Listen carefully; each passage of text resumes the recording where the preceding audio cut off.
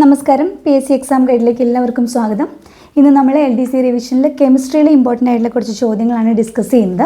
അപ്പോൾ നമ്മൾ ഒരുപാട് ടോപ്പിക്സ് നമുക്ക് പഠിക്കാനുണ്ട്, ഒത്തിരി കാര്യങ്ങളുണ്ട്. അപ്പോൾ ഞാൻ വളരെ ഇമ്പോർട്ടൻ്റ് ആയിട്ടുള്ള ടോപ്പിക്സ് ചെറിയ ചെറിയ ഷോർട്സ് വീഡിയോസ് ആയിട്ട് നമ്മുടെ യൂട്യൂബിൽ അപ്ലോഡ് ചെയ്യുന്നുണ്ടായിരിക്കും. അപ്പം ഇവിടെ വരുന്ന എല്ലാ ഷോർട്സും നിങ്ങൾ നോക്കണം. ഏറ്റവും ഇമ്പോർട്ടൻ്റ് ആയിട്ടുള്ള ഇയേഴ്സും അങ്ങനെയുള്ള കാര്യങ്ങളൊക്കെ കണക്ട് ചെയ്തിട്ട് ഷോർട്സ് വീഡിയോ അപ്ലോഡ് ചെയ്യാം. നിങ്ങൾക്ക് ഏതെങ്കിലും ടോപ്പിക്സ് അങ്ങനെ ഷോർട്സ് വീഡിയോ ആയിട്ട് ഇടണമെന്ന് സജഷൻസ് ഉണ്ടെന്നുണ്ടെങ്കിൽ നിങ്ങൾ കമൻറ്റ് ബോക്സിൽ അറിയിക്കുക. അതനുസരിച്ചിട്ട് ആ ഭാഗമൊക്കെ നമുക്ക് ഷോർട്സ് ആയിട്ട് അപ്ലോഡ് ചെയ്യാം. അപ്പോൾ നിങ്ങൾക്ക് പെട്ടെന്ന് റിവൈസ് ചെയ്യാൻ എളുപ്പമുണ്ടല്ലോ. പിന്നെ നമുക്ക് കെമിസ്ട്രിയിലെ പീരിയോഡിക് ടേബിളിലെ കുറച്ച് ചോദ്യങ്ങൾ നോക്കാം. അപ്പോൾ ഞാൻ ചോദ്യം പറയാം, നിങ്ങൾക്ക് ആൻസർ കിട്ടുന്നുണ്ടോ നോക്കണേ. സോഡിയത്തിൻ്റെ അറ്റോമിക് നമ്പർ എത്ര അറിയോ? സോഡിയത്തിൻ്റെ അറ്റോമിക് നമ്പർ 11 11. സോഡിയത്തിൻ്റെ ഇലക്ട്രോൺ വിന്യാസം എങ്ങനെയാണെന്നറിയോ? 2, 8, 1 എന്നാണ്. ഓക്കെ, ആദ്യത്തെ ഷെല്ലിൽ മാക്സിമം 2 ഇലക്ട്രോൺസ്, അതിന് പുറമേ ഉള്ളതിൽ 8 ഇലക്ട്രോൺസ്, പിന്നെ സോഡിയത്തിൽ 11 അപ്പോൾ 2, 8, 10, മൂന്നാമത്തേലാണ് ഒരെണ്ണം വരുന്നത്. ആധുനിക പീരിയോഡിക് ടേബിളിൽ മൂലക വർഗീകരണത്തിൻ്റെ അടിസ്ഥാനം എങ്ങനെയാണ്? മൂലക വർഗീകരണം, മൂലകങ്ങൾ ഇപ്പോഴത്തെ ആധുനിക പീരിയോഡിക് ടേബിളിൽ എങ്ങനെയാണ് അറേഞ്ച് ചെയ്തിട്ടുള്ളത്? എന്തിൻ്റെ അടിസ്ഥാനത്തിലാണ്? അറ്റോമിക് നമ്പറിൻ്റെ അടിസ്ഥാനത്തിലാണ്. ഓക്കെ, ഓരോ ഷെല്ലുകളിലുമുള്ള ഉപ ഊർജ്ജ നിലകളെ, ഓരോ ഷെല്ലിലും സബ് ഷെൽസ് ഉണ്ട് അല്ലേ? അപ്പോൾ അവരെ എന്താ വിളിക്കുന്നതെന്നാണ് ഉപ ഊർജ്ജ നിലകൾ എന്ന് പറഞ്ഞാൽ സബ് ഷെൽസ്. ഉപ ഊർജ്ജ നിലകളെ വിളിക്കുന്ന പേര് സബ് ഷെൽസ് എന്നാണ്. ഒരാറ്റത്തിൽ എത്ര സബ് ഷെല്ലുണ്ട്? ഒരാറ്റത്തിൽ 4 സബ് ഷെല്ലാണുള്ളത്. അവരുടെ പേരെങ്ങനെയാണ്? SPDF എന്നാണ് ആ 4 പേര്. S sharp, P principle, D diffuse, F fundamental. SPDF എന്ന് പറഞ്ഞിട്ട് 4 സബ് ഷെല്ലുണ്ട്. Sharp, principle, diffuse, fundamental. ഇനി ഉപ ഊർജ്ജ നിലകളിൽ ഇലക്ട്രോണുകൾ കാണപ്പെടുവാൻ സാധ്യത കൂടിയ ഭാഗത്തിന് എന്താ പറയുക? ഈ സബ് ഷെൽസിൽ ഇലക്ട്രോൺസ് കാണാൻ സാധ്യത കൂടിയ ആ മേഖലയെ വിളിക്കുന്നൊരു പേരുണ്ട്. ഓർബിറ്റൽസ് എന്നാണ് പറയുന്നത്. ഓർബിറ്റൽസിലാണ് ഇലക്ട്രോൺസ് കാണാൻ സാധ്യത കൂടിയ പ്രദേശം ഓർബിറ്റൽസ് ആണ്. ഓക്കെ, ഒരു ഓർബിറ്റലിൽ ഉൾക്കൊള്ളാൻ കഴിയുന്ന പരമാവധി ഇലക്ട്രോണുകളുടെ എണ്ണം എത്ര? ഒരു ഓർബിറ്റലിൽ ഉൾക്കൊള്ളാൻ കഴിയുന്ന പരമാവധി ഇലക്ട്രോണുകളുടെ എണ്ണം എത്ര അറിയാമോ? ഒരു ഓർബിറ്റലിൽ ഉൾക്കൊള്ളാൻ കഴിയുന്ന പരമാവധി ഇലക്ട്രോണുകളുടെ എണ്ണം എന്ന് പറഞ്ഞാൽ 2 ആണ്. ഓക്കെ, S സബ് ഷെല്ലിൽ എത്ര ഓർബിറ്റൽസ് ഉണ്ട്? S സബ് ഷെല്ലിന് ഒരു ഓർബിറ്റലാണുള്ളത്. S സബ് ഷെല്ലിന്, അതായത് ആറ്റത്തിൽ ഉപ ഊർജ്ജ നിലകളാണ് സബ് ഷെൽസ്. അത് SPDF എന്ന് 4 ഉണ്ട്. അതിൽ S orbital S sub shell നമ്മൾ എടുക്കുകയാണെങ്കിൽ ആ സബ് ഷെല്ലിൽ ഇലക്ട്രോൺസ് കാണാൻ സാധ്യതയുള്ള ഭാഗമാണ് ഓർബിറ്റൽ എന്ന് പറഞ്ഞത്. S സബ് ഷെല്ലിൽ ഒരു ഓർബിറ്റലാണുള്ളത്. ഓക്കെ, P സബ് ഷെല്ലിൽ എത്ര ഓർബിറ്റലുണ്ടെന്ന് അറിയാം? 3 ഓർബിറ്റലാണ്. Dയിൽ 5 ഓർബിറ്റലാണുള്ളത്. Fൽ 7 ഓർബിറ്റലാണ്. അപ്പോൾ 1, 3, 5 എന്നുള്ള ഓർഡർ ഓർത്താൽ മതി കേട്ടോ. ഇനി P സബ് ഷെല്ലിൻ്റെ ഓർബിറ്റലിൻ്റെ ആകൃതി എങ്ങനെയാണ്? Pൻ്റെ അകത്ത് Pക്ക് ഡംബൽ ഷേപ്പാണ്, ഡംബൽസിൻ്റെ ആകൃതിയാണ്. S ആണെങ്കിൽ സ്പിയർ ആണ്, ഗോളാകൃതിയാണ്. ഓക്കെ, 1-ാം ഗ്രൂപ്പിൽ വരുന്ന മൂലകങ്ങളുടെ പൊതുവായ സവിശേഷത എന്ത്? 1-ാം ഗ്രൂപ്പിൽ വരുന്ന മൂലകങ്ങളുടെ പൊതുവായ സവിശേഷത അറിയോ?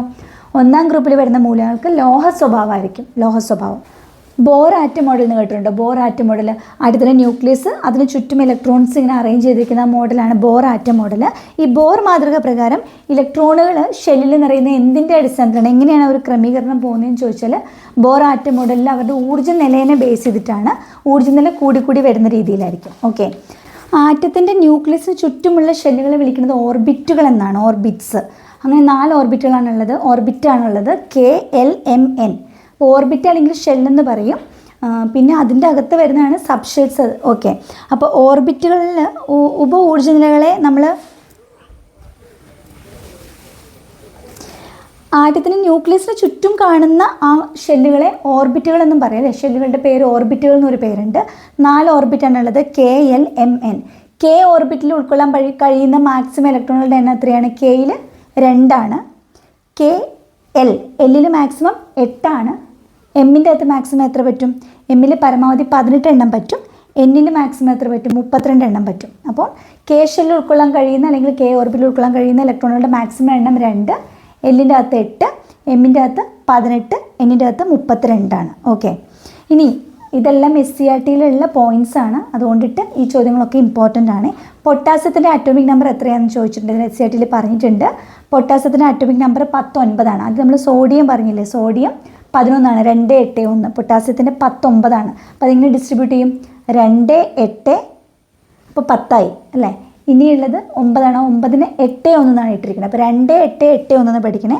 2, 8, 8, 1 ആണ് പൊട്ടാസ്യത്തിൻ്റേത്. ഓക്കെ, K ഷെല്ലിന് ഒറ്റൊരു ഉപ ഊർജ്ജ നിലയാണുള്ളത്. L ഷെല്ലിൽ 2 ഉപ ഊർജ്ജ നിലകളുണ്ട്. ഉപ ഊർജ്ജ നിലകൾ എമ്മും എന്നും ഷെല്ലുകളിൽ എത്ര എണ്ണമാണെന്ന് ചോദിച്ചിട്ടുണ്ടെങ്കിൽ ഉപ ഊർജ്ജ നിലകൾ ഓരോ ഷെല്ലിലുള്ള സബ് ഷെല്ലുകളുടെ എണ്ണമാണ്. കെയിലുള്ളത് എത്ര സബ് ഷെല്ലാണ്? ഒരു സബ് ഷെല്ലാണ്. എല്ലിൽ 2 സബ് ഷെല്ലുണ്ട്. എമ്മിലും 3ഉം എന്നിൽ 4 സബ് ഷെല്ലാണ് ഉള്ളത്. ഓക്കെ, അപ്പോൾ എത്ര സബ് ഷെൽ ഉണ്ട് എന്നുള്ളതാണ് പറഞ്ഞത്. നമ്മൾ ആദ്യം SPDF പറഞ്ഞല്ലോ, അത് എസ് സബ് ഷെല്ലിലുള്ള ഓർബിറ്റലുകളുടെ എണ്ണമാണ് 1, പിയിലുള്ളത് 3, ഡിയിലുള്ളത് 5, എഫിലുള്ളത് 7. അത് ഓരോ സബ് ഷെല്ലിൽ ഓർബിറ്റലുകളെ പറ്റിയിട്ടാണ് പറഞ്ഞ്. ഇത് കെയിൽ എത്ര സബ് ഷെല്ലുണ്ട്? കെയിൽ 1, എല്ലിൽ 2, എമ്മിൽ 3, എന്നിൽ 4 സബ് ഷെല്ലുകളാണുള്ളത്. ഓക്കെ, എല്ലാ ഷെല്ലുകളിലും പൊതുവായിട്ടുള്ളൊരു സബ് ഷെല്ലാണ് എസ് സബ് ഷെൽ എന്ന് പറയുന്നത്. ഓക്കെ, എസ് എല്ലാത്തിലും പൊതുവായിട്ടുണ്ട്. ഓക്കെ, 4ാമത്തെ ഷെല്ലിൽ sub ഷെല്ലുകളെ 4S, 4P, 4D, 4F അങ്ങനെയാണ് അറേഞ്ച് ചെയ്യുന്നത്. SPDF 4S, 4P, 4D, 4F എന്നാണ് അറേഞ്ച് ചെയ്തിട്ടുള്ളത്. കാർബണിൻ്റെ അറ്റോമിക് നമ്പർ എത്ര? കാർബണിൻ്റെ അറ്റോമിക് നമ്പർ എത്രയാണ്? കാർബണിൻ്റെ അറ്റോമിക് നമ്പർ 6 ആണ്. കാർബണിൻ്റെ അറ്റോമിക് നമ്പർ 6 ആണ്. ഓക്കെ, അത് സബ് ഷെല്ലിൽ എങ്ങനെയാണെന്ന് ചോദിച്ചിട്ടുണ്ടെങ്കിൽ ആ 2 എണ്ണം 1s2 എന്ന് പറഞ്ഞിട്ട് അവിടെ കൊടുക്കും. പിന്നെയുള്ള 4 എണ്ണത്തിന് 2s2, 2p2 അങ്ങനെയാണ്. 1s2, 2s2, 2p2 എന്നാണ്. എസ്സിൽ 2 എണ്ണം. അപ്പോൾ 1s2, 2s2, 2p2 എന്നുള്ളതാണ് കാർബണിൻ്റെ സബ്ഷെൽ ഇലക്ട്രോൺ വിന്യാസം എന്ന് പറഞ്ഞിട്ടുണ്ടെങ്കിൽ. ഓക്കെ, ആദ്യത്തെ ഇലക്ട്രോണുകൾ ഇങ്ങനെ സബ്ഷെല്ലിൽ വിന്യസിക്കപ്പെടുമ്പം ഊർജ്ജം കുറഞ്ഞ സബ്ഷെല്ലിൽ നിന്ന് കൂടിയതിലേക്ക് എന്നുള്ള രീതിയിലാണ് അത് നിറയുന്നത്. കുറഞ്ഞതെന്ന് കൂടിയതിലേക്കാണ്. എനർജി കുറഞ്ഞെടുത്തുനിന്ന് എനർജി കൂടിയതിലെന്നുള്ള രീതിയിലാണ്. കുറഞ്ഞെടുത്തുനിന്ന് കൂടിയതിലേക്കാണ് ആ ഒരു ക്രമത്തിലാണ് നിറയുന്നത്. അതിനെയാണ് സബ്ഷെൽ ഇലക്ട്രോൺ വിന്യാസം എന്ന് പറയുന്നത്. ഓക്കെ, ഈ സബ്ഷെൽ ഇലക്ട്രോൺ വിന്യാസം എഴുതുമ്പോൾ സബ്ഷെല്ലുകളുടെ ഇടതുവശത്ത് ചേർക്കുന്ന സംഖ്യ എന്ന് പറയുന്നത് ഷെൽ നമ്പറാണ്. ഇപ്പോൾ 1s2 എന്ന് പറഞ്ഞാൽ 1 ഷെല്ലിൻ്റെ നമ്പറാണ്. ഒന്നാമത്തെ ഷെല്ലിൽ എസ് സബ് ഷെല്ലിൽ 2 ഇലക്ട്രോൺ, അങ്ങനെയാണ് 1s2 എന്ന് പറയുന്നത്. ഓക്കെ, ഇനി ഒരു മൂലകത്തിൻ്റെ സബ്ഷെൽ ഇലക്ട്രോൺ വിന്യാസത്തിൽ ബാഹ്യതമ ഷെൽ ഏറ്റവും പുറമേയുള്ള ഷെല്ലിൻ്റെ നമ്പർ ഏതാണോ അതായിരിക്കും അതിൽ ഉൾക്കൊള്ളുന്ന പീരീഡ് നമ്പർ എന്ന് പറഞ്ഞാൽ. ഒരു മൂലകത്തിൻ്റെ സബ്ഷെൽ ഡിസ്ട്രിബ്യൂഷൻ നമ്മളിങ്ങനെ ചെയ്യുമ്പോൾ ഏറ്റവും പുറമേയുള്ള ബാഹ്യതമ ഷെല്ലിൽ നമ്മൾ കൊടുത്തിരിക്കുന്ന നമ്പർ എത്രയാണോ ആ നമ്പറായിരിക്കും അത് ഏത് പീരീഡാണെന്നുള്ള ആ ഒരു period number. Okay, S block മൂലകങ്ങളുടെ ബാഹ്യ എസ് സബ്ഷെല്ലിലെ ഇലക്ട്രോണുകളുടെ എണ്ണമായിരിക്കും ഗ്രൂപ്പ് നമ്പർ. ഗ്രൂപ്പ് നമ്പർ എങ്ങനെയാണ് പറയുന്നത്? എസ് ബ്ലോക്കിലെ മൂലകങ്ങൾ SPDF 4 ബ്ലോക്കായിട്ട് തിരിച്ചിട്ടുണ്ട്. അതിൽ എസ് ബ്ലോക്കിലെ മൂലകങ്ങളുടെ ബാഹ്യ സബ്ഷെല്ലുണ്ടല്ലോ, ബാഹ്യ എസ് സബ്ഷെല്ല്, അതിൻ്റെ ഇലക്ട്രോണുകളുടെ എണ്ണമായിരിക്കും ഗ്രൂപ്പ് നമ്പർ. ഇപ്പോൾ 1s2, 2s2, 2p2 എന്നൊക്കെ പറഞ്ഞാൽ എസിൻ്റെ അകത്ത് 1s2 ആണ് മാക്സിമം വരുന്നത് അല്ലേ. അപ്പോൾ എസ് ബ്ലോക്ക് മൂലകങ്ങളുടെ ബാഹ്യ സബ്ഷെല്ലിൽ മാക്സിമം 2 എണ്ണമാണെങ്കിൽ ആ ഗ്രൂപ്പ് നമ്പർ 2 ആയിരിക്കും. അങ്ങനെ ഇനി മൊത്തത്തിൽ എടുത്ത് നോക്കുമ്പോൾ ഏറ്റവും ബാഹ്യതമ ഷെല്ലിൽ എത്രയാണോ നമ്പർ അതായിരിക്കും അതിൻ്റെ പീരീഡ് നമ്പർ എന്ന് പറയുന്നത്. ഓക്കെ, ആധുനിക പീരിയോഡിക് ടേബിളിൽ 4 ബ്ലോക്കായിട്ട് തിരിച്ചിട്ടുണ്ട്. SPDF എന്ന് തിരിച്ചിട്ടുണ്ട്. 1ഉം 2ഉം ഗ്രൂപ്പിൽപ്പെട്ട മൂലകങ്ങളെയാണ് എസ് ബ്ലോക്കിൽ കൊടുക്കുന്നത്. 1, 2 എസ് ബ്ലോക്കിലായിരിക്കും. പിന്നെ 13 തൊട്ട് 18 വരെ, 1, 2 കഴിഞ്ഞാൽ 13 തൊട്ട് 18 വരെ ആയിരിക്കും പി ബ്ലോക്കിൽ വരുന്നത്. അപ്പോൾ 1, 2 എസ് ബ്ലോക്കിൽ, 13 തൊട്ട് 18 വരെ പി ബ്ലോക്കിലായിരിക്കും വരുന്നത്. 3 തൊട്ട് 12 വരെ പീരിയോഡിക് ടേബിളിൽ താഴ്ന്നു കിടക്കുന്ന ഭാഗമുണ്ടല്ലോ അതാണ് ഡി ബ്ലോക്ക് മൂലകങ്ങൾ. പിന്നെ ഏറ്റവും താഴത്തെ 2 കോളം ഉണ്ടല്ലോ, 2 റോ ആയിട്ട് അറേഞ്ച് ചെയ്തിട്ടുള്ളത്, അതാണ് പ്രത്യേകമായിട്ട് ക്രമീകരിച്ചിരിക്കുന്നതാണ് എഫ് വരുന്നത്. അപ്പോൾ SPDF 4 ബ്ലോക്ക് ഉണ്ട്. 1, 2 എസ്സിലാണ്, 13 to 18 SP ആണ്, നടുക്കുള്ള ആ ഒരു 3 തൊട്ട് 12 വരേക്കും ഡി ആണ്, താഴെയുള്ള 2 എഫ് എന്നുള്ള പേര് കൊടുത്തേക്കുന്ന ബ്ലോക്ക് കേട്ടോ. ഇതിൽ എസ് ബ്ലോക്കിൽ ആൽക്കലി ആൻഡ് ആൽക്കലൈൻ എർത്ത് ലോഹങ്ങളായിരിക്കും. എസ്സിലുള്ളത് ആൽക്കലി ആൻഡ് ആൽക്കലൈൻ എർത്ത് ലോഹങ്ങളായിരിക്കും എസ്സിലുണ്ടായിരിക്കുക. ആൽക്കലി ആൻഡ് ആൽക്കലൈൻ എർത്ത് ലോഹങ്ങളായിരിക്കും. ആൽക്കലി ലോഹങ്ങളുടെയും ആൽക്കലൈൻ എർത്ത് ലോഹങ്ങളുടെയും ഓക്സൈഡുകളും ഹൈഡ്രോക്സൈഡുകളും ഒക്കെ കാണിക്കുന്നത് ബേസിക് സ്വഭാവമാണ്. ആൽക്കലി ആണല്ലോ. അപ്പോൾ ആൽക്കലൈൻ എർത്ത് ലോഹങ്ങളുടെയൊക്കെ ഓക്സൈഡ്സും ഹൈഡ്രോക്സൈഡ്സും ബേസിക് സ്വഭാവമായിരിക്കും കാണിക്കുക. എസ് ബ്ലോക്ക് മൂലകങ്ങൾ രാസപ്രവർത്തനത്തിൽ ഏർപ്പെടുമ്പോൾ അവർ ഇലക്ട്രോൺസിനെ സ്വീകരിക്കുകയായിരിക്കും വിട്ടുകൊടുക്കുകയായിരിക്കും. എസ് ബ്ലോക്ക് മൂലകങ്ങൾക്ക് ലോഹ സ്വഭാവമാണെന്ന് പറഞ്ഞായിരുന്നു. അവർ ഇലക്ട്രോണുകളെ എന്ത് ചെയ്യുക? വിട്ടുകൊടുക്കുകയാണ് ചെയ്യുന്നത്. എസ് ബ്ലോക്ക് ഇലക്ട്രോണുകളെ വിട്ടുകൊടുക്കുകയായിരിക്കും ചെയ്യുന്നത്. എസ് ബ്ലോക്ക് മൂലകങ്ങൾ രാസപ്രവർത്തനത്തിൽ ഏർപ്പെടുമ്പോൾ രൂപീകരിക്കുന്ന ബന്ധനം ഏതാണ്? ഏത് ഒരു ബോണ്ടിങ് ആണെന്ന് ചോദിച്ചിട്ടുണ്ടെങ്കിൽ അയോണിക ബന്ധനമാണ്, മെറ്റാലിക് ബോണ്ടിങ് ആണ്. എസ് ബ്ലോക്ക് മൂലകങ്ങൾ രാസപ്രവർത്തനത്തിൽ ഏർപ്പെടുമ്പോൾ അയോണിക ബന്ധനമാണ്. ഓക്കെ, ഇനി മൂലകങ്ങൾക്ക് സംയോജകത പറയും. 1ാം ഗ്രൂപ്പ് മൂലകങ്ങളുടെ സംയോജകത 1 ആണ്. 1ാം ഗ്രൂപ്പ് മൂലകങ്ങളുടെ ഓക്സീകരണാവസ്ഥയും +1 ലോഹങ്ങൾ, അലോഹങ്ങൾ, ഉപലോഹങ്ങൾ, ഉത്കൃഷ്ട മൂലകങ്ങൾ ഇതൊക്കെ കാണപ്പെടുന്നത് പിയിലാണ്. പിയിൽ ഇതൊക്കെ ഉണ്ട്. ലോഹങ്ങളുണ്ട്, അലോഹങ്ങളുണ്ട്, ഉപലോഹങ്ങളുണ്ട്, ഉത്കൃഷ്ട മൂലകങ്ങളുണ്ട് പി ബ്ലോക്കിൽ. ആ നടുക്കുള്ള 3 തൊട്ട് 12 വരെയുള്ളത്. ഓക്കെ, എസ് ബ്ലോക്കിനെ കമ്പയർ ചെയ്യുമ്പോൾ പി ബ്ലോക്കിലെ മൂലകങ്ങൾക്ക് പൊതുവെ ഊർജ്ജം എങ്ങനെയായിരിക്കും? അയണീകരണ ഊർജ്ജം എസിനെ കുറിച്ച് കമ്പയർ ചെയ്യുമ്പോൾ പി ബ്ലോക്കിൽ കൂടുതലായിരിക്കും. ഓക്കെ, പി ബ്ലോക്ക് മൂലകങ്ങൾക്ക് പൊതുവെ അയണീകരണ ഊർജ്ജം കൂടുതലായിരിക്കും എസിനെ കമ്പയർ ചെയ്യുമ്പോൾ. ഇലക്ട്രോൺ നെഗറ്റിവിറ്റി ഏറ്റവും കൂടുതലുള്ള മൂലകം ഏതാണ്? ഇലക്ട്രോൺ നെഗറ്റിവിറ്റി ഏറ്റവും കൂടുതലുള്ള മൂലകം ഫ്ലൂറിനാണ്, ഫ്ലൂറിൻ. ഏതൊക്കെ ഗ്രൂപ്പുകളിലാണ് ഡി ബ്ലോക്ക് മൂലകങ്ങൾ കാണപ്പെടുന്നത്? ഡി ബ്ലോക്ക് എസ് 1, 2, പിന്നെ 13 തൊട്ട് 18 വരേക്കും 12 വരേക്കും 13 തൊട്ട് 18 വരേക്കും പി ആണ്, പി അല്ലേ, എസ്. പിന്നെ നടുക്ക് കിടക്കണ ആ ഒരു 3 തൊട്ട് 12 വരെയാണ് ഡി വരുന്നത്. അപ്പോൾ 3 തൊട്ട് 12 വരെയാണ് ഡി വരുന്നത്. ഓക്കെ. ബാഹ്യതമായ എസ് സബ്ഷെല്ലിലെ ഇലക്ട്രോണുകളുടെ എണ്ണവും തൊട്ട് മുമ്പുള്ള ഡി സബ്ഷെല്ലിലെ ഇലക്ട്രോണുകളുടെ ഏറ്റവും പുറമേ കാണുന്ന എസ് സബ്ഷെല്ലിലെ ഇലക്ട്രോണുകളുടെ എണ്ണവും അതിന് മുന്നിലുള്ള ഡി സബ്ഷെല്ലുകളുടെ ഇലക്ട്രോണുകളുടെ എണ്ണവും കൂട്ടുന്നതിന് തുല്യമായിരിക്കും ഡി ബ്ലോക്ക് മൂലകങ്ങളുടെ ഗ്രൂപ്പ് നമ്പർ. ഇപ്പോൾ ഡി ബ്ലോക്ക് മൂലകങ്ങൾ എടുത്തു കഴിഞ്ഞാൽ അവർ എത്രാമത്തെ ഗ്രൂപ്പിലാണ്? ഡി എന്ന് പറഞ്ഞാൽ 3 തൊട്ട് 12 വരെയാണല്ലോ. എത്രാമത്തെ ഗ്രൂപ്പ് എന്ന് അറിയാൻ വേണ്ടി അതിലൊരു മൂലകം എടുത്തിട്ട് ആ മൂലകത്തിൻ്റെ ഇലക്ട്രോൺ വിന്യാസം നോക്കിക്കഴിഞ്ഞാൽ ഏറ്റവും ബാഹ്യതമ ഷെല്ലിലെ എസ് സബ്ഷെല്ലിലെ ഇലക്ട്രോണുകളുടെ എണ്ണം എടുക്കണം, തൊട്ടുള്ളിലുള്ള ഡി സബ്ഷെല്ലിലെ ഇലക്ട്രോണുകളുടെ എണ്ണം കൂടി എടുത്തിട്ട് കൂട്ടിയാൽ കിട്ടുന്ന നമ്പർ ആയിരിക്കും അത് ഏത് ബ്ലോക്കിലാണെന്ന് നമുക്കറിയാൻ പറ്റും, ഏത് ബ്ലോക്ക് മൂലകം എന്നറിയാൻ പറ്റും. ഓക്കെ. അവസാന ഇലക്ട്രോൺ പൂരണം ബാഹ്യതമ ഷെല്ലിൻ്റെ തൊട്ടുള്ളിലുള്ള ഷെല്ലിലെ ഡി സബ്ഷെല്ലിൽ നടക്കുന്നവയാണ് സംക്രമണ മൂലകങ്ങൾ എന്ന് പറയുക. അപ്പോൾ സംക്രമണ മൂലകങ്ങൾ എന്ന് പറഞ്ഞാൽ എന്താണ്? സംക്രമണ മൂലകങ്ങളുടെ പ്രത്യേകത, ഇലക്ട്രോൺ ഇങ്ങനെ അറേഞ്ച് ചെയ്ത് പോകുമ്പോൾ ഏറ്റവും ലാസ്റ്റത്തെ ഇലക്ട്രോൺസിൻ്റെ പൂരണം എന്ന് പറഞ്ഞാൽ ബാഹ്യതമ ഷെല്ലിൻ്റെ തൊട്ടുള്ളിലുള്ള ഡി സബ്ഷെല്ലിലായിരിക്കും നടക്കണേ. മനസ്സിലായില്ലേ? ബാഹ്യതമ ഷെല്ലിൻ്റെ തൊട്ടുള്ളിലുള്ള ഡി സബ്ഷെല്ലിലാണ് അവസാന ഇലക്ട്രോൺ പൂരണം നടക്കുന്നതെന്നുണ്ടെങ്കിൽ അവയെ പറയുന്നത് സംക്രമണ മൂലകങ്ങൾ എന്നാണ് പറയുന്നത്. സിങ്ക്, കാഡ്മിയം, മെർക്കുറി ഈ 3 മൂലകങ്ങൾ 12ാം ഗ്രൂപ്പിൽ 3 തൊട്ട് 12 വരെയാണല്ലോ ഡി വരുന്നത്. അതിൽ 12ാം ഗ്രൂപ്പിലുള്ള സിങ്ക്, കാഡ്മിയം, മെർക്കുറി ഇവയ്ക്ക് സംക്രമണ മൂലകങ്ങളുടെ എല്ലാ സ്വഭാവവും ഇവർ കാണിക്കുന്നില്ല. അതുകൊണ്ട് ഇവർ വിളിക്കുന്ന പേര് കപട സംക്രമണ മൂലകങ്ങൾ എന്നാണ്. സ്യൂഡോ ട്രാൻസിഷൻ എലമെൻറ്റ്സ് എന്ന് വിളിക്കും. ഏതൊക്കെയാണ്? Zinc, cadmium, mercury. Electronegativity ഏറ്റവും കൂടിയ മൂലകം ഏതാണെന്നാണ് പറയുന്നത്? ഇലക്ട്രോൺ നെഗറ്റിവിറ്റി ഏറ്റവും കൂടിയത് ഫ്ലൂറിനാണ് അല്ലേ. ഫ്ലൂറിൻ ഏത് ബ്ലോക്കിലാണ്? പി ബ്ലോക്കിലാണ് ഫ്ലൂറിൻ ഉള്ളത്. രാസബന്ധനത്തിൽ ഏർപ്പെടുന്ന ആറ്റങ്ങൾ വിട്ടുകൊടുക്കുകയോ സ്വീകരിക്കുകയോ ചെയ്യുന്ന ഇലക്ട്രോണുകളുടെ എണ്ണത്തിന് എന്ത് പറയുക? സംയോജകത എന്ന് പറയുക. അപ്പോൾ സംയോജകത എന്ന് പറഞ്ഞാൽ എത്ര ഇലക്ട്രോൺസിന് വിട്ടുകൊടുത്തു, എത്ര ഇലക്ട്രോണിന് സ്വീകരിച്ചു രാസബന്ധനത്തിൽ ഏർപ്പെടുമ്പോൾ, അത് വെച്ചിട്ടാണ് സംയോജകത പറയുന്നത്. ഓക്കെ. അപ്പോൾ ക്ലോറിൻ എന്ന് പറഞ്ഞ മൂലകത്തിൻ്റെ ഓക്സീകരണ അവസ്ഥ -1 ആണ്. -1 എന്ന് പറഞ്ഞാൽ ഒരു ഇലക്ട്രോണിനെ സ്വീകരിച്ചു എന്നുള്ളതാണ് അതിൻ്റെ ഓക്സീകരണ അവസ്ഥ. ഫെറസ് ക്ലോറൈഡിൻ്റെ രാസസൂത്രം SC8 പറയുന്നുണ്ട് FeCl2, ഫെറസ് ക്ലോറൈഡ്. മാംഗനീസിൻ്റെ അറ്റോമിക് നമ്പർ ഇതിനകത്ത് പറഞ്ഞിട്ടുണ്ട് 25. അപ്പോൾ സോഡിയം 11, പൊട്ടാസ്യം 19, മാംഗനീസിൻ്റെത് 25. ഓക്കെ. വ്യത്യസ്ത ഓക്സീകരണ അവസ്ഥ കാണിക്കുന്ന മൂലകങ്ങളാണ് സംക്രമണ മൂലകങ്ങൾ. സംക്രമണ മൂലകങ്ങളുടെ പ്രത്യേകത അവരുടെ ലാസ്റ്റത്തെ ഇലക്ട്രോൺ പൂരണം ബാഹ്യതമ ഷെല്ലിൻ്റെ തൊട്ടുള്ളിലുള്ള ഡി സബ്ഷെല്ലിലാണ് നടക്കുന്നത്. അതുപോലെ സംക്രമണ മൂലകങ്ങൾക്ക് വ്യത്യസ്ത ഓക്സീകരണ അവസ്ഥയായിരിക്കും അവർ കാണിക്കുന്നത്. ഓക്കെ. നിറമുള്ള സംയുക്തങ്ങൾ ഉണ്ടാക്കുന്ന മൂലകങ്ങളാണ് സംക്രമണ മൂലകങ്ങൾ. നിറമുള്ള സംയുക്തങ്ങളെ ഉണ്ടാക്കുന്ന മൂലകങ്ങളാണ്. ഇപ്പോൾ ഗ്ലാസ്സിന് നിറം നൽകാനായിട്ട് ഓയിൽ പെയിൻറ്റിങ്ങിനൊക്കെ ഉപയോഗിക്കുന്ന മൂലകങ്ങളാണ് ഡി ബ്ലോക്കിലെ മൂലകങ്ങൾ. ഡി ബ്ലോക്കിലെ മൂലകങ്ങളാണ് സംക്രമണ മൂലകങ്ങൾ. അവയ്ക്ക് വ്യത്യസ്ത ഓക്സീകരണ അവസ്ഥയായിരിക്കും ഉണ്ടായിരിക്കുക. അവരുടെ അവസാനത്തെ ഇലക്ട്രോൺ പൂർണ്ണം നടക്കുന്നത് ഡി തൊട്ടുള്ളിലുള്ള ബാഹ്യതമ ഷെല്ലിന് തൊട്ടുള്ളിലുള്ള ഡി സബ്ഷെല്ലിലായിരിക്കും. സംക്രമണ മൂലകങ്ങൾക്ക് നിറമുള്ള സംയുക്തങ്ങൾ ഉണ്ടാക്കാനായിട്ട് പറ്റും. അപ്പോൾ ഗ്ലാസ്സിന് കളർ കൊടുക്കുക, ഓയിൽ പെയിൻറ്റിങ്ങിനൊക്കെ ഉപയോഗിക്കുന്ന മൂലകങ്ങൾ ഇപ്പോൾ ഈ ഒരു ഡി ബ്ലോക്ക് മൂലകങ്ങളാണ്. ഓക്കെ. ഇനി താഴെയുള്ളതാണ്, താഴെ 2 സെപ്പറേറ്റ് ആയിട്ട് കൊടുത്തിരിക്കുന്നതാണ് എഫ് ബ്ലോക്ക്. എഫ് ബ്ലോക്കിൽ 2 റോ ആയിട്ടാണ് കൊടുത്തിട്ടുള്ളത്. അതിൽ ഒന്നാമത്തെ നിരയിലുള്ള മൂലകങ്ങളെ ലാന്തനോയിഡ്സ് എന്നും രണ്ടാമത്തെ നിരയിലുള്ളതിനെ ആക്ടിനോയിഡ്സ് എന്നും പറഞ്ഞാൽ ലാന്തനോയിഡും ആക്ടിനോയിഡ്സും. ആക്ടിനോയിഡ് എന്ന് പറഞ്ഞ ഭൂരിഭാഗവും അവർ ആക്റ്റീവാണ്, റേഡിയോ ആക്റ്റീവ് സ്വഭാവമാണ്, റേഡിയോ ആക്റ്റീവ് മൂലകങ്ങളാണ്. സ്വയം സ്ഥിരമായ രാസമാറ്റത്തിന് വിധേയമാകാതെ രാസപ്രവർത്തന വേഗതയെ സ്വാധീനിക്കാൻ കഴിയുന്ന പദാർത്ഥങ്ങളെ ഡാഷ് എന്ന് പറയുന്നു. അറിയാമോ? സ്വയം ഒരു സ്ഥിരമായ രാസമാറ്റത്തിന് അവർ വിധേയമാകില്ല, പക്ഷേ ഇവർ രാസപ്രവർത്തനത്തിന് സ്പീഡ് കൂട്ടാനായിട്ട് സഹായിക്കും. അവർ സ്പീഡ് കൂട്ടാനായിട്ട് സ്വാധീനിക്കും. സ്വയം അവർക്ക് മാറ്റമൊന്നും വരുന്നില്ല. ഇവരാണ് ഉൾപ്രേരകങ്ങൾ എന്ന് പറയുക, ഉൾപ്രേരകങ്ങൾ. ഇപ്പം സമ്പർക്ക പ്രക്രിയയിലെ ഉൾപ്രേരകം ഏതാണ്? Vanadium pentoxide. ഈ സമ്പർക്ക പ്രക്രിയ എന്ന് പറഞ്ഞാൽ സൾഫ്യൂരിക് ആസിഡ് ഉണ്ടാക്കുന്ന ആ ഒരു മെത്തേഡാണ്. വനേഡിയം പെൻറ്റോക്സൈഡാണ് ഉൾപ്രേരകം. അതുപോലെ ഹേബർ പ്രക്രിയ, അമോണിയനെ വ്യാവസായികമായിട്ട് പ്രൊഡ്യൂസ് ചെയ്യുന്ന മെത്തേഡാണ്. അതിൽ ഉൾപ്രേരകം സ്പോഞ്ചി അയനാണ്. കോൺടാക്ട് പ്രോസസ്സിൽ വനേഡിയം പെൻറ്റോക്സൈഡും ഹേബർ പ്രക്രിയയിൽ സ്പോഞ്ചി അയനുമാണ്.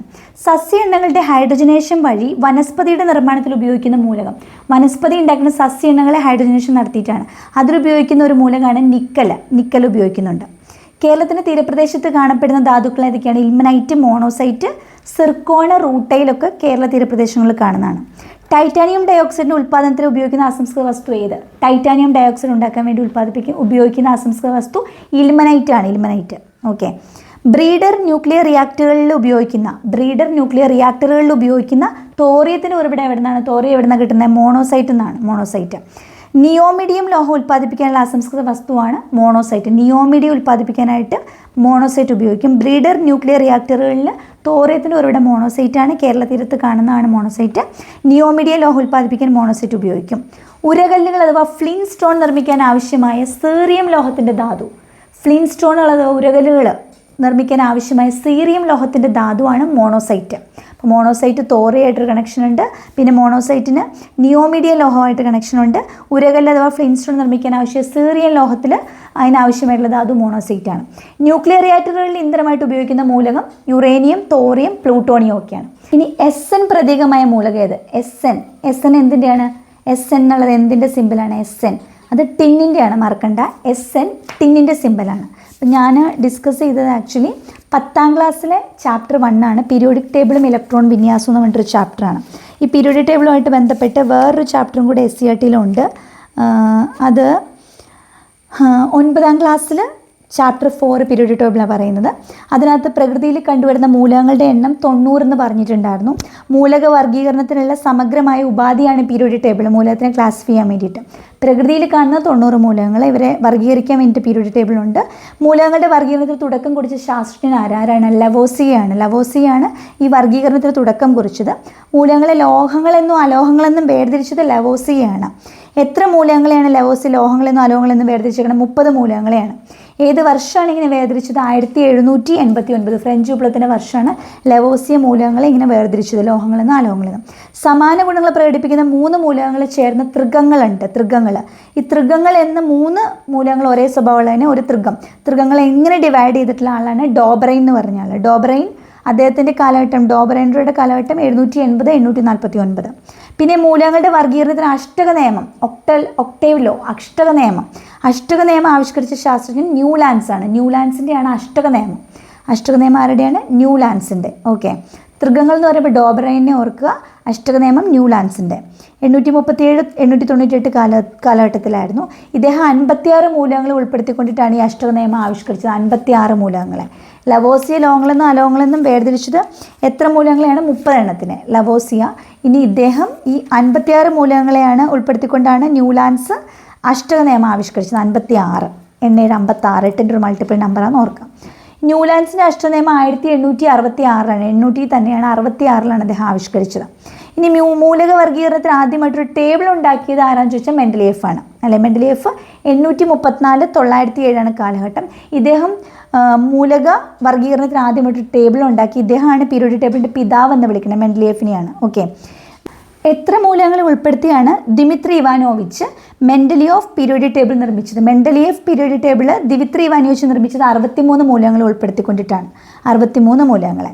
ഈ മെൻഡലിയേഫിൻ്റെ മൂലകങ്ങളെ പട്ടികപ്പെടുത്തിയത് എന്തിൻ്റെ അടിസ്ഥാനത്തിലാണെന്ന് ചോദിച്ചിട്ടുണ്ടെങ്കിൽ അറ്റോമിക മാസ് കൂടി വരുന്നതിൻ്റെ അടിസ്ഥാനത്തിൽ. മെൻഡലിയേഫ് അറ്റോമിക മാസ് കൂടി വരുന്നതിൻ്റെ ക്രമത്തിലാണ് ഈ ടേബിളിൽ അറേഞ്ച്മെൻറ്റ് കൊടുത്തിട്ടുണ്ടായിരുന്നത്. ഓക്കെ. മൂലകങ്ങളുടെ രാസഗുണങ്ങളും ഭൗതിക ഗുണങ്ങളും അവയുടെ അറ്റോമിക മാസിൻ്റെ ആവർത്തന ഫലമാണെന്നാണ് പീരിയോഡിക് നിയമത്തിൽ പറയുന്നത്. അതായത് അറ്റോമിക മാസിനാണ് അവിടെ പ്രാധാന്യം കൊടുത്തത്. മൂലകങ്ങളുടെ രാസഗുണം ആയിക്കോട്ടെ ഭൗതിക ഗുണം ആയിക്കോട്ടെ അറ്റോമിക മാസിൻ്റെ ആവർത്തന ഫലങ്ങളാണെന്ന്. പീരിയോഡിക് നിയമം ആവിഷ്കരിച്ച ശാസ്ത്രജ്ഞൻ ആരാന്ന് ചോദിച്ചാൽ മെൻഡലിയേഫ്. പീരിയോഡിക് ടേബിളിൽ കുത്തനെയുള്ള കോളങ്ങളെ ഗ്രൂപ്പുകളെന്നും ഇങ്ങനെ വിരങ്ങനെയുള്ള കോളങ്ങളെ എന്ത് വിളിക്കും? അതിന് പീരീഡ്സ് എന്ന് പറയും. പീരീഡുകളും ഗ്രൂപ്പുകളും. ഓക്കെ. ഏത് വർഷമാണ് ഇദ്ദേഹം പീരിയോഡിക് ടേബിൾ തയ്യാറാക്കിയത്? 1869, ഗാന്ധിജി ജനിച്ച വർഷം. മെൻഡലിയേഫ് 1869 പീരിയോഡിക് ടേബിൾ തയ്യാറാക്കിയത്. തൻ്റെ എക്സ്റേ ഡിഫ്രാക്ഷൻ പരീക്ഷണത്തിലൂടെ മൂലകങ്ങൾക്ക് ക്രമനമ്പർ നൽകുകയും അതിനെ അറ്റോമിക നമ്പർ എന്ന് വിളിക്കുകയും ചെയ്ത വേറൊരു ശാസ്ത്രജ്ഞനാണ് മോസ്ലി. അപ്പം മെൻഡലിയേവ് കഴിഞ്ഞു. അദ്ദേഹം അറ്റോമിക മാസിൻ്റെ അടിസ്ഥാനത്തിലാണ് പീരിയോഡിക് ടേബിൾ റെഡിയാക്കിയത്. ഇനി വേറെ ആൾ പറയുകയാണ് മോസ്ലി. ഇദ്ദേഹം എന്താ ചെയ്തത്? ഇവിടെ അദ്ദേഹം എക്സ്റേ ഡിഫ്രാക്ഷൻ പരീക്ഷണം നടത്തിയിട്ട് മൂലകങ്ങൾക്ക് ക്രമനമ്പർ കൊടുത്തു. ആ നമ്പറിനെ അറ്റോമിക നമ്പർ എന്നാണ് വിളിച്ചത്. ആധുനിക പീരിയോഡിക് നിയമം ആവിഷ്കരിച്ചത് മോസ്ലിയാണ്. പീരിയോഡിക് ടേബിളിൻ്റെ പിതാവ് മെൻഡലിയേവാണ്. ആധുനിക പീരിയോഡിക് നിയമം ആവിഷ്കരിച്ചത് മോസ്ലിയാണ്. ഓക്കെ. ആധുനിക പീരിയോഡിക് ടേബിളിൽ 7 പീരീഡുകളാണ് ഉള്ളത്. ഇതിൽ ഒന്നാമത്തെ പീരീഡാണ് ഏറ്റവും ചെറിയ പീരീഡ് എന്ന് പറഞ്ഞത്. ഓക്കെ. ഈ ആധുനിക പീരിയോഡിക് ടേബിളിൽ എത്ര ഗ്രൂപ്പുണ്ട്? 18 ഗ്രൂപ്പുകളുണ്ട്. ഓക്കെ.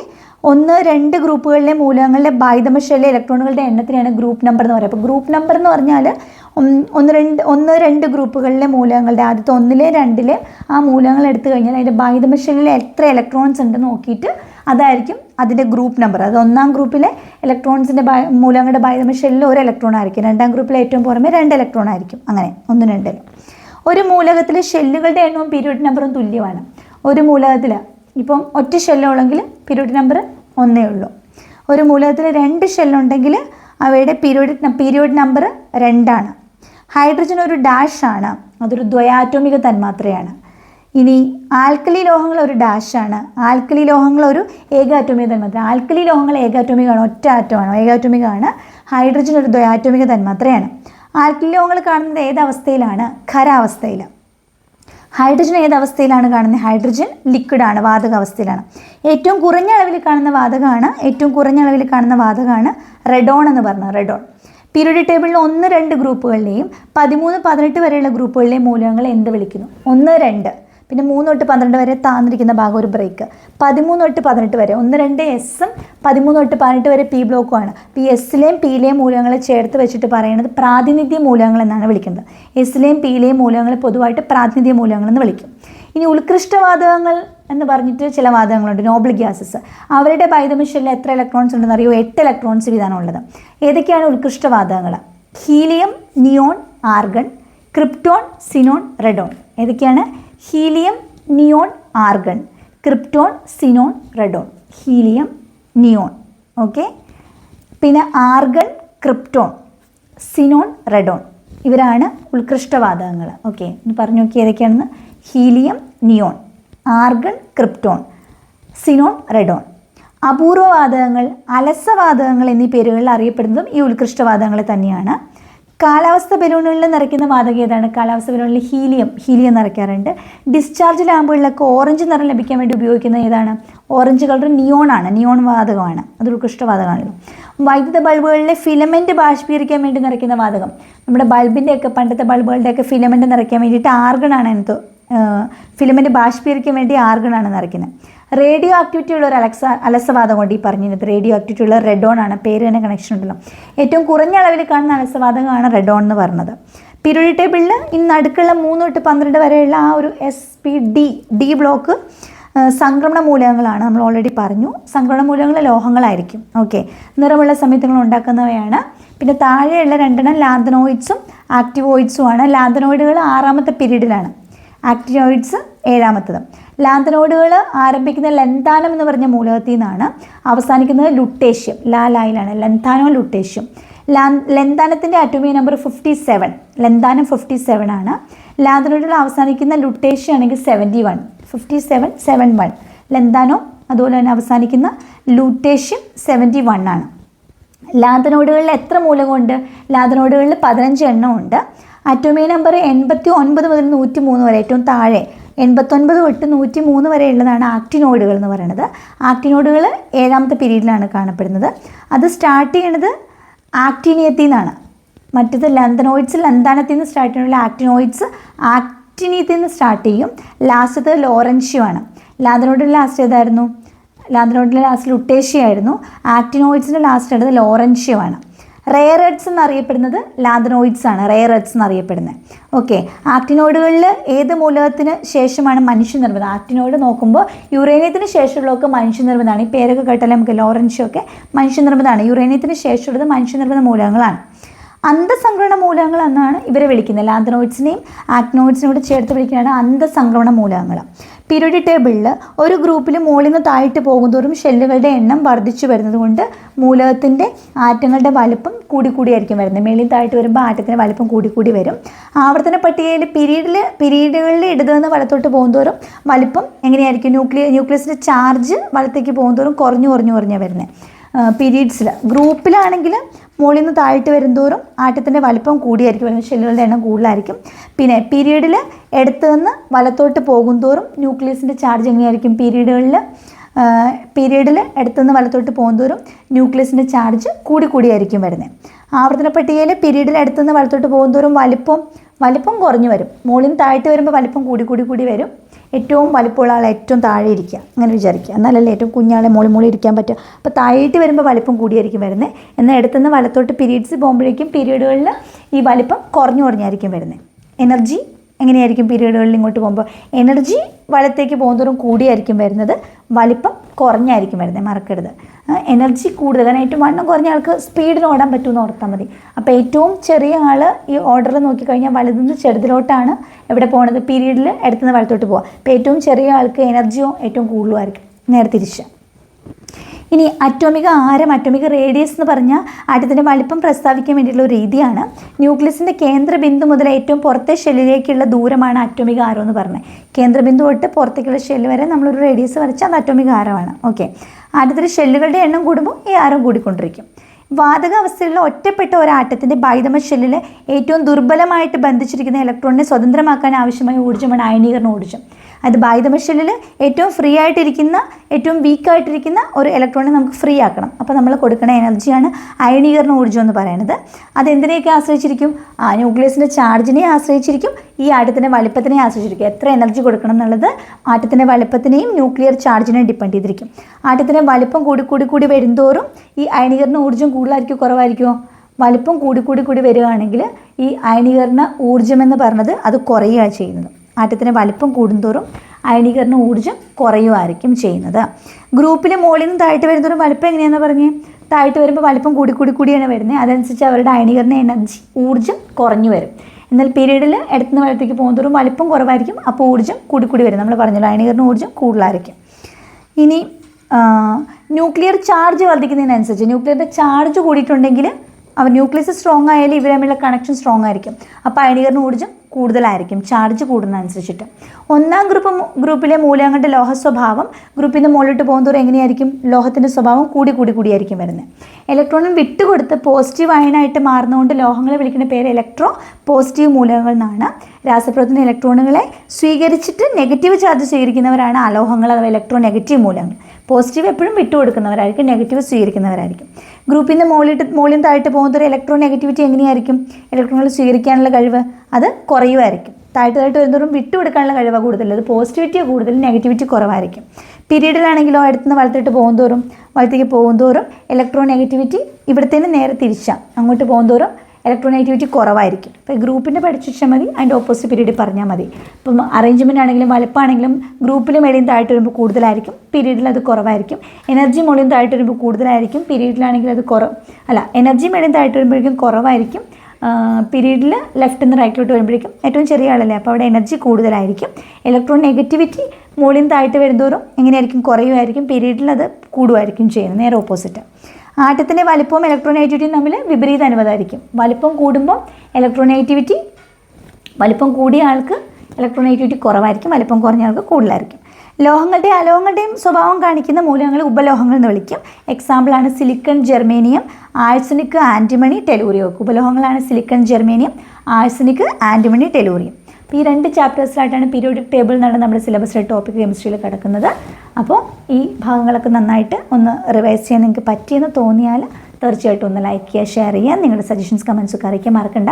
ഞാൻ ഏറ്റവും ഇമ്പോർട്ടൻ്റ് ആയിട്ടുള്ള പോയിൻറ്റ്സ് പറ്റുന്ന അത്രയും ഷോർട്സ് ആയിട്ട് നിങ്ങൾക്ക് തരാമെന്ന് വിചാരിക്കണം. അപ്പോൾ ഒറ്റ മിനിറ്റിൽ നമുക്ക് വേഗം ഒന്ന് റിവൈസ് ചെയ്യാൻ എളുപ്പം കിട്ടുമല്ലോ, ലെങ്തി ആയിട്ട് കാണിക്കലും. അപ്പോൾ അങ്ങനെ നിങ്ങൾക്ക് കൺഫ്യൂസിങ് ആയിട്ടുള്ള കാര്യങ്ങളോ എന്തെങ്കിലും ഷോർട്സ് ആയിട്ട് വേണമെന്നുണ്ടെങ്കിലോ നിങ്ങൾ അതും കൂടെ കമൻറ്റ് ബോക്സിൽ ഒന്ന് അറിയിക്കുക. അത് കൺസിഡർ ചെയ്തുകൊണ്ട് ഷോർട്സ് ചെയ്യാം കേട്ടോ. ഓക്കെ, അപ്പോൾ നമുക്ക് മറ്റൊരു ക്ലാസ്സിൽ വീണ്ടും കാണാം. നിങ്ങൾ സബ്സ്ക്രൈബ് ചെയ്യാതെ ആരെങ്കിലും കാണുന്നുണ്ടെങ്കിൽ തീർച്ചയായിട്ടും സബ്സ്ക്രൈബ് ചെയ്യാം. ഓക്കെ, വീണ്ടും കാണുന്നവരേക്കും